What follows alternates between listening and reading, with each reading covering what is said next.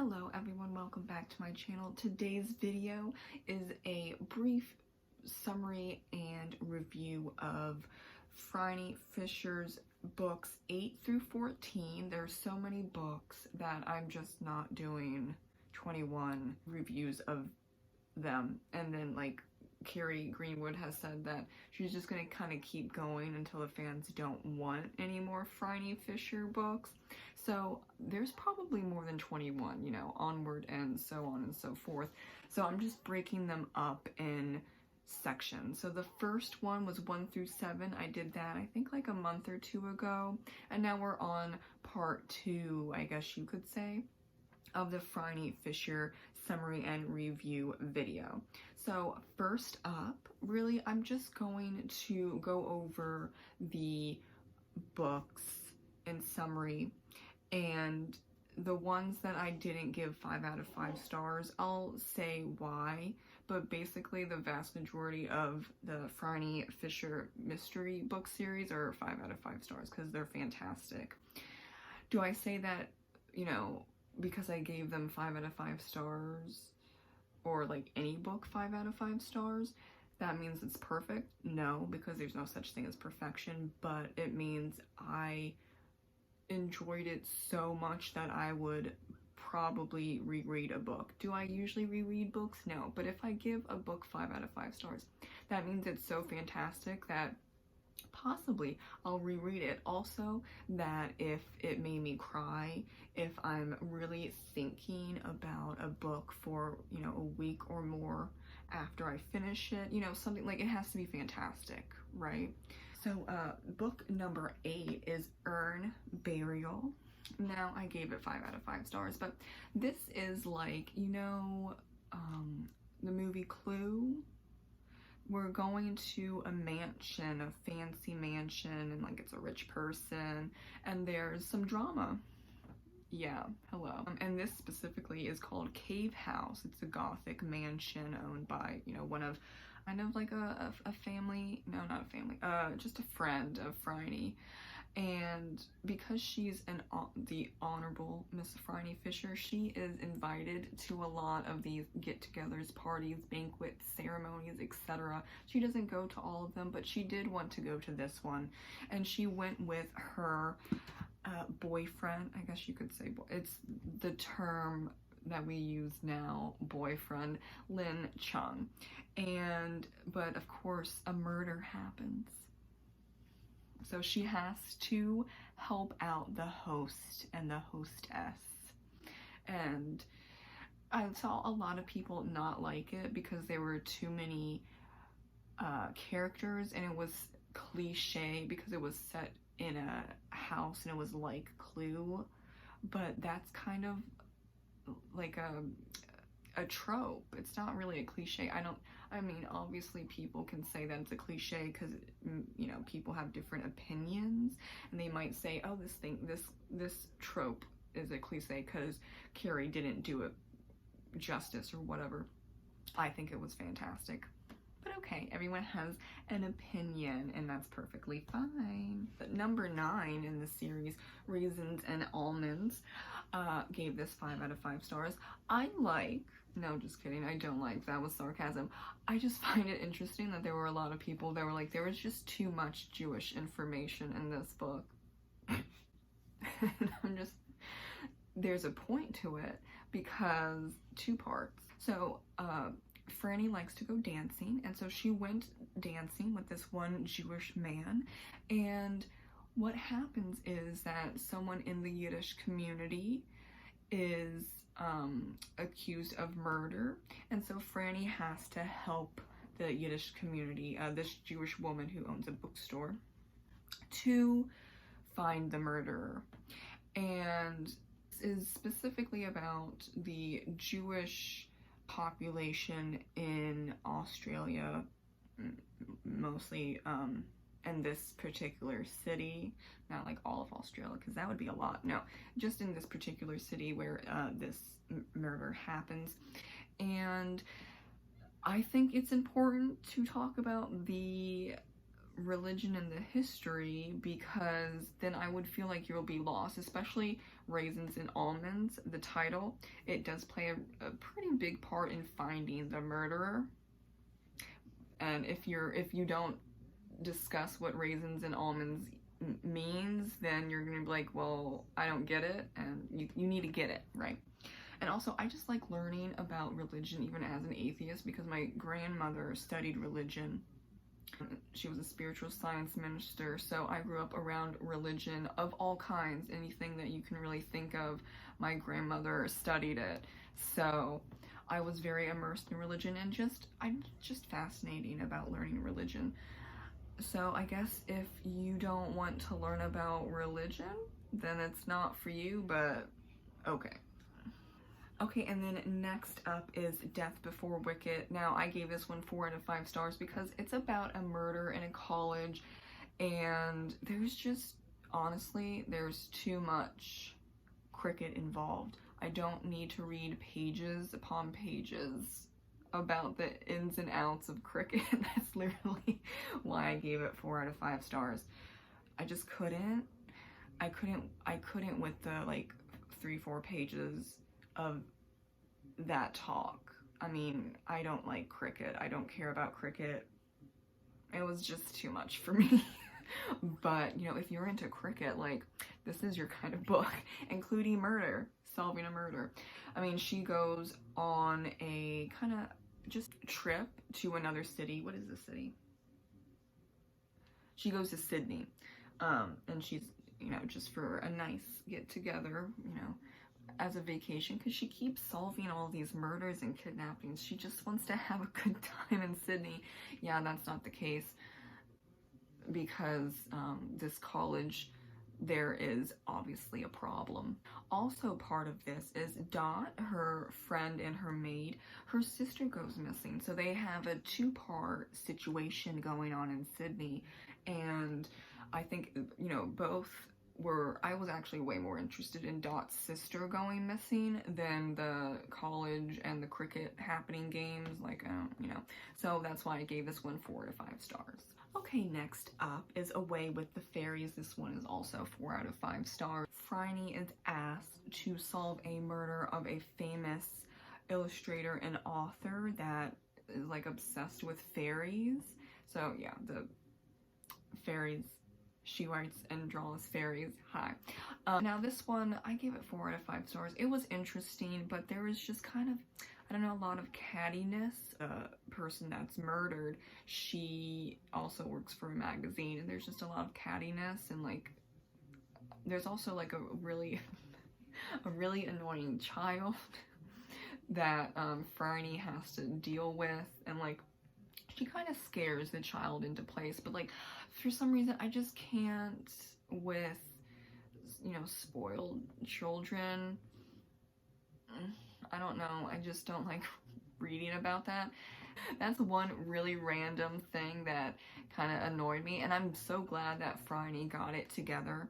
She got the child together and put some discipline on there, but I just don't like reading undisciplined children. Sorry. That wasn't a huge deal of why I gave it 4 out of 5 stars. I gave it 4 out of 5 stars because it's just the cattiness of what and why the author was killed. I'm just like, okay, I guess. I mean, spoiler alert, I can't, you know, if you're interested into why it's really catty and gossipy and I don't really like that, then, you know, you would kind of have to read the book, or else I'm spoiling the end and like the murderer and everything. But yeah. Do I want to particularly read a book based on gossiping and cattiness and that's why a murder happened? I don't know if that's like, you know, my cup of tea. But of course, because it's Phryne and she's also like really annoyed at these other writers, and that they're all women except one man. It's just like, oh my gosh, okay. And then there is a twist involving that one man and another woman that's connected to the murder. It's really like, okay. But, you know, like I said. Okay, next is Murder in Montparnasse.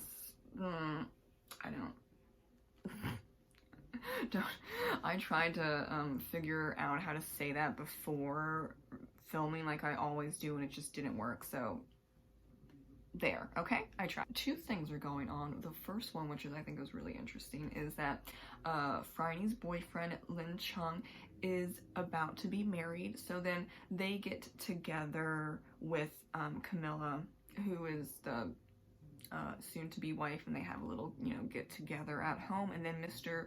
Butler is like, oh, I don't want this drama. It's, you know, it's going to be a scene because Phryne is going to be technically Lin Chung's concubine, if you are talking about like in terms of the Chinese tradition, but she doesn't want to be married. And also the fact that she is white and Lin Chung is Chinese, it just doesn't work. But they're together because they care about each other. They just don't want to have like that traditional, you know, thing going on. So it works for Lin Chung and Phryne, and also for Camilla, because she's like, oh, that's totally fine by me. But yeah, Mr. Butler's like, I don't know about this. And, you know, stuff, you know, you have to figure that out. That's kind of like a stressor for Phryne. On top of the fact that there is a murder. Of course there's a murder. Hi. Involving something that happened in 1918, right after World War I. And this includes Bert, Cecil, and their fellow soldiers / you know, close friends, because murders are happening and it's connected to Bert and Cecil's and their friends group. And it just so happens that Phryne is also involved unknowingly, but then she, you know, she figures it out, of course, obviously, because it's Phryne Fisher.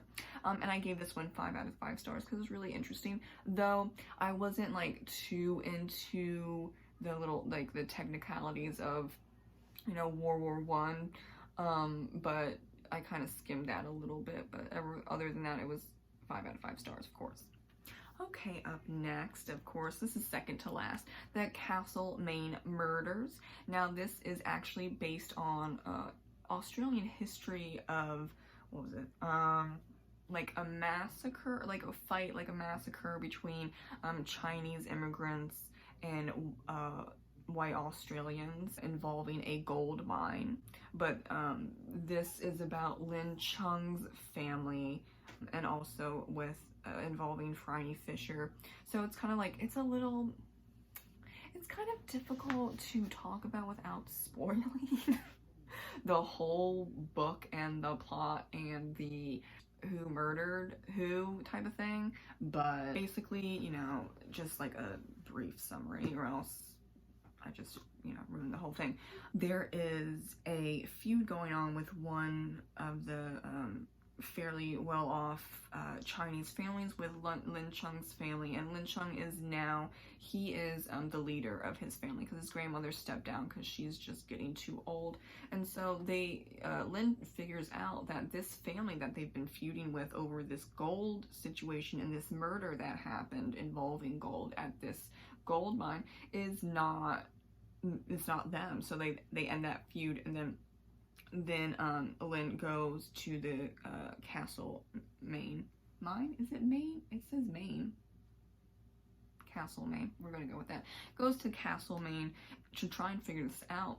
But then also Phryne is there because there is a connection to this present murder, and it's because they went to like a, it's not a circus, like I guess a fair. Phryne and other, you know, her sister and her adopted daughters and Lin, they actually go to a fair, and they're going through like this haunted house, and then Phryne like pulls on this dummy's leg, but it's actually a dead person, and the dead person falls and just stops the whole thing. And so there's like there's a connection with the dead man that Phryne pulled from the ceiling because she thought it was a dummy, like in her way, you know, the foot smacking her head. Lin Chung's feud, and then her sister's friend that visits at the end of the book, and I can't really say more because then that would spoil it. So I did give this 5 out of 5 stars because there's a lot of twists and turns, like if you haven't already noticed of what I just said, it was a lot, but it's really fascinating. Okay, and the last book for this section is Queen of the Flowers. So this This was 4 out of 5 stars because the circus is back. I don't really like circuses, okay? That was one of the thing for, I don't remember the book specifically, but it was the book focused strictly on the circus where Phryne goes undercover. That was in part 1. Gave that one 4 out of 5 stars. Sorry, automatic drop of 1 star because it involves a circus. I don't like circuses and everything that has to do with the circus, though it is a bit nuanced in the sense that the people that go into, the people, not the animals. Animals are a different thing. The people that went into circuses at that time, you could very much argue a lot of them did not have a choice other than, you know, being homeless or being killed for how they looked or being locked away in a mental institution. So it was like, well, circus or those options, obviously, you know, a lot of them went to the circus. But, you know, different conversation. That's a whole other thing, which is very fascinating. But going back to the review and the summary, yeah, did not like the whole circus aspect. This is about a flower festival that Phryne is she's the queen of flowers, and I really love this dress. That's her final dress.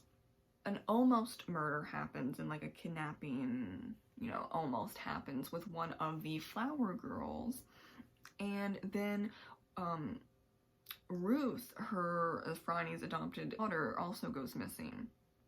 So I mean, there's, you know, a lot going on there. And I also gave it 4 out of 5 stars instead of, you know, straight 100%. I wanted more regarding the festival, because the flower festival, so gorgeous. I can picture it in my head, and I wanted more about it, especially in the end. I think there's like 3, maybe 4 pages about it. I wanted to do a little bit more with the flower festival. And then, you know, Phryne meets up with an old friend that is really important, but I can't say anything because that will just ruin most of the book. Yeah, there's a lot going on, you know, with kidnapping, murder, of course, but then maybe like a little bit more of like I guess a happy, no, well, the ending is happy, but I wanted more happy ending regarding the festival, maybe descriptions of the flowers, so on and so forth, because this is all about, you know, the festival of flowers in Melbourne, and he's taking care of the flower girls, and oh my god, one goes missing, and oh my god, that flower girl is like basically almost murdered, and she has to rescue her from the ocean. I think there could have been a little bit more regarding the actual festival, because it was a lead up and then 3 pages, maybe like 6, I don't know. Also, just having people kind of wind down at the end of the book, because there was so much tension in the beginning. That's what I was thinking was going to happen, but we only got like 3 pages of the festival. I was like, But still fantastic as usual. Thank you so much for watching my 2nd part review summary of the Phryne Fisher Mystery books. It's books 8 to 14. There are 21 books out currently, so, and then, you know, as I said in the beginning, she's just gonna keep going until people are like, it sucks, don't do it anymore, which I hope that doesn't happen for a while, because I love Phryne and all of her friends and family. Since I'm only up to book 14, I'm going to be reading 15 to 21, and whenever that, you know, whenever I'm done with that section, I'm obviously going to post part 3, but I might break it up and do like part 3 and part 4, because I don't know when, you know, books 22 onwards will be published. You know, we're just gonna, I guess I'm gonna blindly go for it, which is most of my videos, so it's fine. Thank you so much. Have a great reading day. Bye.